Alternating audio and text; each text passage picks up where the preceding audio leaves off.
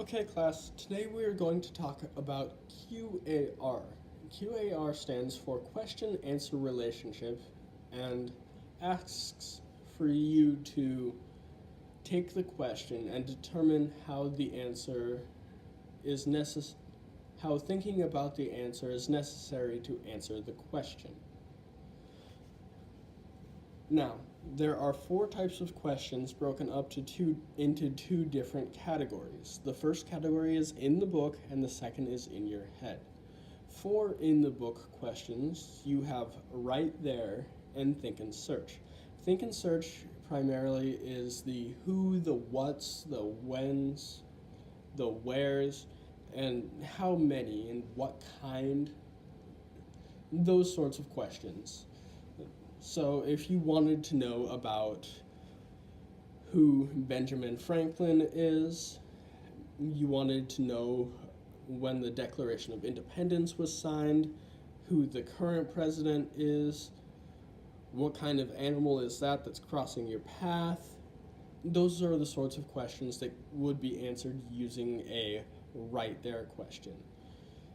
These questions would also be the type of would also give you the types of answers that can be found in a specific place in a book. So if each of those questions that I had previously asked, if they were in a part of a book, you'd be able to say, hey, it's written right there. Think and search is different in that in order to find the answer to the question, you usually have to do a bit more thinking and search a little bit more in order to find the answer. And the sorts of answers that would need to be found sometimes ask you to do a little bit of summarizing, some comparing or contrasting, or retell what was said in the text or book, and generally compare and understand different concepts that link together some way. Where else in right there, it's usually only a sentence or two.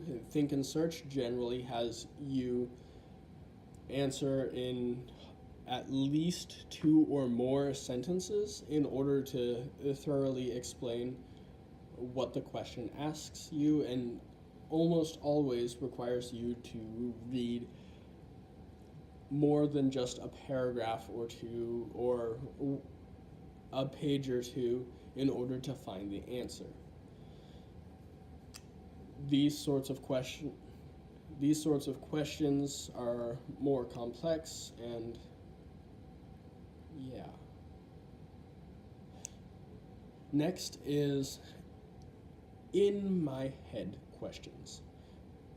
For in my head, the two categories are author and you and on my own.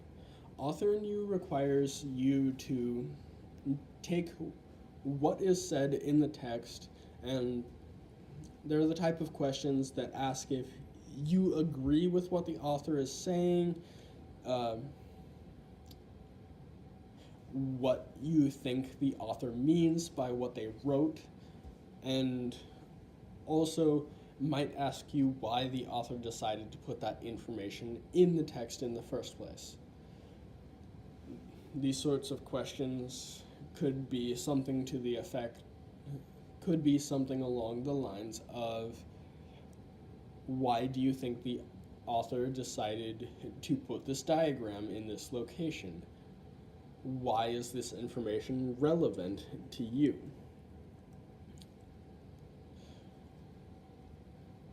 On my own questions could be